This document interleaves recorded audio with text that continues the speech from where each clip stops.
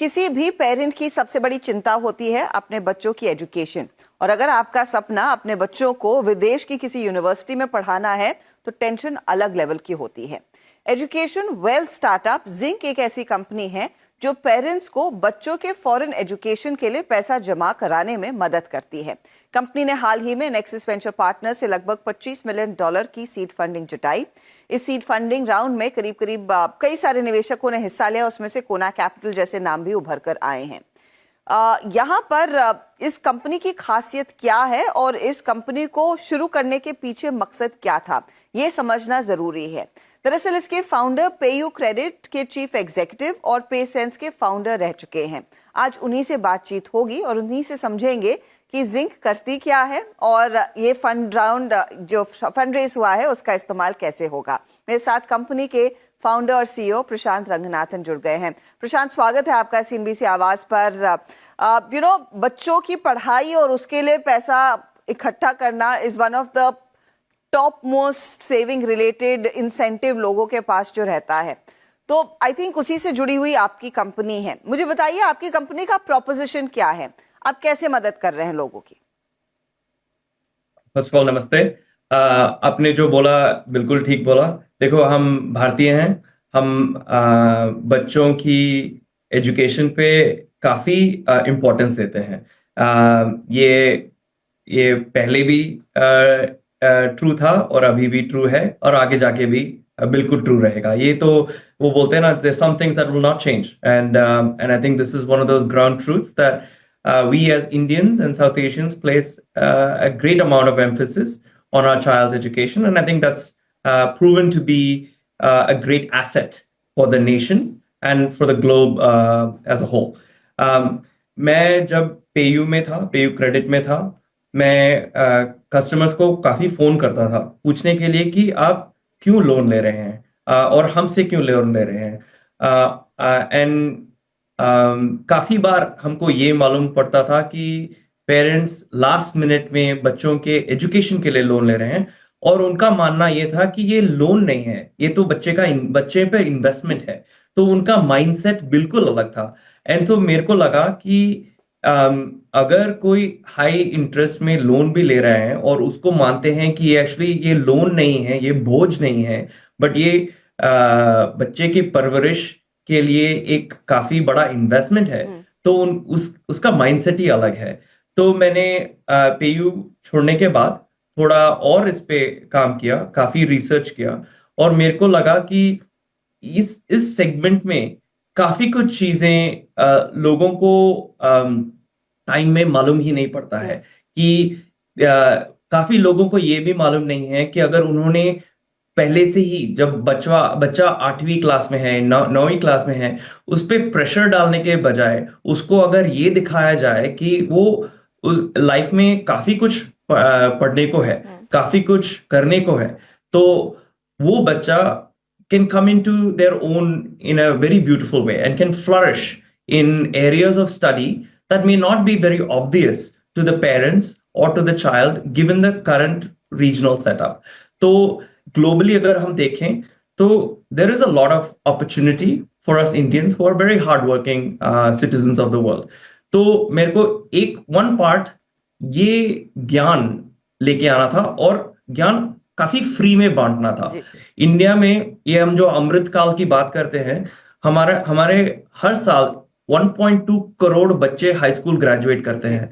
तो इन सब के लिए हमारे देश में यूनिवर्सिटी का परफेक्ट सीट नहीं है, परफेक्ट डिग्री का सीट नहीं है। हमारे कंट्री में काफी बेहतरीन यूनिवर्सिटीज हैं, बट सबके लिए नहीं है। बट अगर हम ग्लोबली देखें तो हमारे पास ये हो सकता है। तो एक वन पार्ट हमको ये देखना चाहिए कि इस बच्चे का कहाँ पे परफेक्ट एडमिशन हो सकता है, कहाँ पे इस बच्चे का फ्यूचर अच्छे से सिक्योर हो सकता है। बट दूसरा उसी के साथ जुड़ा हुआ है फाइनेंसेस। मैंने ये भी सुना काफी पेरेंट्स से कि वो भेजना तो बच्चे को कनाडा चाहते हैं, भेजना तो यूके चाहते हैं, ऑस्ट्रेलिया चाहते हैं, बट उनका सेविंग्स इंडियन डोमेस्टिक एफडी में है।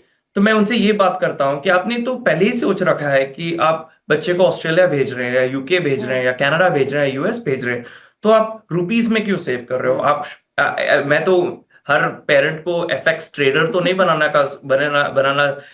चाहता हूं, बट मेरे को ये लगता है कि अगर आपका अल्टीमेट स्पेंड करेंसी एक्स में है, तो आपका सेविंग्स भी करेंसी एक्स में हो, तो आपको ज्यादा सोचने की जरूरत नहीं है। तो बस वही है हमारा मकसद।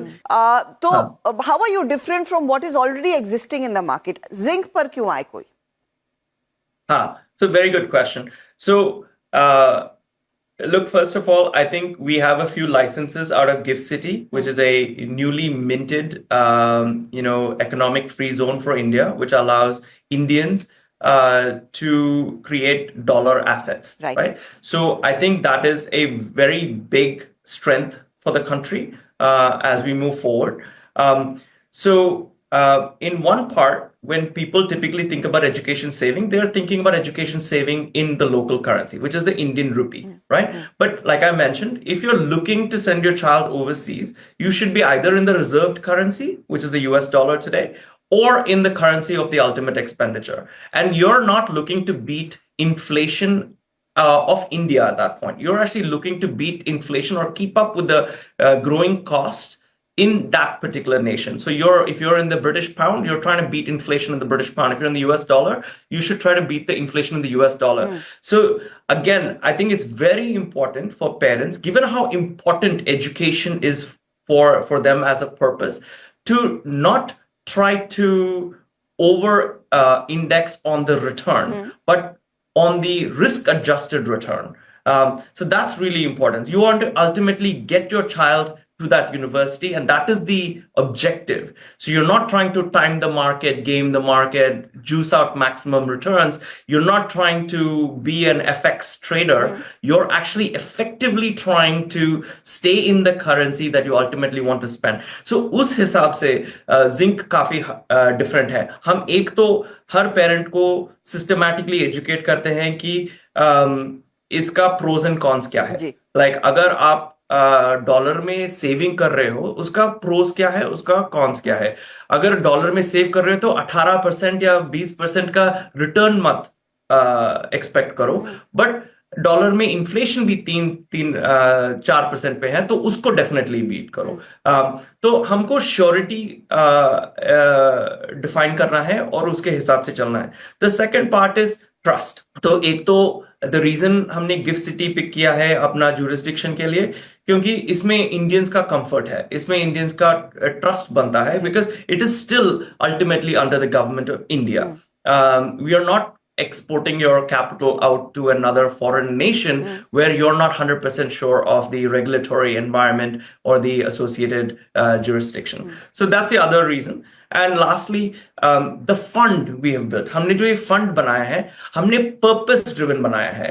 अगर आपका बच्चा 2031 में ग्रेजुएट हो रहा है हाई स्कूल से कॉलेज जाने के लिए, तो हमारा फंड भी उसी हिसाब से आपका अर्ली इयर्स में इक्विटीज में एक्सपोजर करेगा और जाते जाते फिक्स्ड इनकम में आपका पूरा फंड बदल जाता है। इससे काफी एडवांटेज है। आपको एक्टिवली फंड मैनेज करने की कोई जरूरत नहीं है। अगर आज भी हम जब पेरेंट्स से बात करते हैं, वो बोलते हैं अभी मैं 2 साल म्यूचुअल फंड्स में रखूंगा, फिर उसके बाद गोल्ड, फिर उसके बाद शायद लैंड, तो वो खुद ये रीबैलेंस कर रहे हैं। ये करने की कोई जरूरत नहीं है। हम ये पूरा रीबैलेंसिंग फंड के अंदर करते हैं एंड ये बहुत टैक्स एफिशिएंट है। तो ये आपको ये बोलते हैं ना, एडवाइस, फाइनेंशियल एडवाइस और फाइनेंशियल प्रोडक्ट साथ में एक साथ मिलता है, which is the main offering. क्योंकि हमने ये फंड पर्पस ड्रिवन बनाया है। हमने फंड इसलिए बनाया है ताकि आपके बच्चों का फ्यूचर थोड़ा सिक्योर रहे। किस तरह के एसेट क्लासेस में लार्जली आप इन्वेस्ट कर रहे हैं? When you say equities,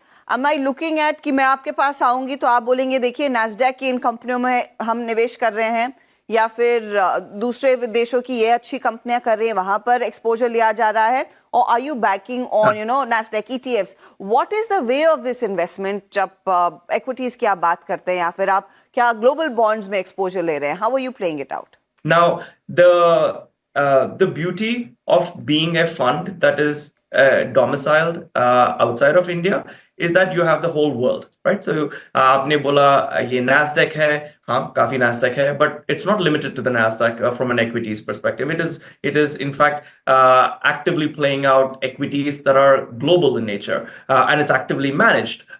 In the first few years, these global equities could range from European equities, could be Japanese, could be Chinese, could be great values that we pick up out of the US. Now, as the tenure of the fund ages and as the fund approaches maturity, we will systematically switch this fund to kind of be more in the fixed income or bonds, global bonds, and not just global bonds, but some of them could also be coming back into India. Correct. Through an AIF vehicle out of GIFT City. So you're not limited to participating only outside. You could actually have the fund actually participate very effectively in picking out global assets for both equities and bonds, and that's not limited to only being outside of India. So you could also find small percentages of it to actually benefit from the Indian growth story as well. Quite interesting. अच्छा, आपने हाल ही में $25 million race किए हैं, तो क्या plan क्या है? Where do you see yourself, using this money to scale the business further? हाँ, तो 2-3 जगह। तो पहले तो हम ये मैंने जो आपको बताया था, हमको पहले लोगों को ये थोड़ा एजुकेट करना है कि उनको ये काउंसलिंग सर्विस मिलना चाहिए. So we have built a AI-enabled counseling network, which will be at a very, very low cost or massively discounted cost, so everyone can afford it. Not limited to the HNIs and the ultra HNIs. So we're going to put a lot of effort in making this counselor network to help children find the right university, the right course, and the right path to get to that university and that course. So that's where we're going to spend a lot of our capital in trying to grow that network, because that kind of forms the basis of the product from which we will build everything else on, right? And that also establishes the trust in the particular use case that we're trying to drive. The second area is we're also in the process of applying for an NBFC license, a dollar NBFC license. As you know, Indians are allowed to avail dollar loans for education purposes. So to the extent that a child is admitted and to the extent that the parent has saved, let's say 60-70% of the way, the remaining we would like to be the first port of call for the lending. So so we want to be a full solution. There should be no such scenario where the child has been admitted, the parents have saved but have not been able to save enough. So we want to make sure that no child gets left behind from the ultimate educational dream that they have. So we will make sure that a fair bit of this capital that we've raised also goes into that NBFC as an equity, to which against which we will raise debt to kind of make this dream come true for our parents and the children. प्रशांत, बहुत बहुत शुक्रिया हमारे लिए समय निकालने के लिए, and wishing you and the entire team at Zinc the very best of luck. Thank you very much. धन्यवाद. चलिए, इसी के साथ आवाज एंटरप्रेन्योर में मैं आपसे लूंगी इजाजत. आपको हमारा शो कैसा लगा, इसका फीडबैक आप हमें जरूर दें.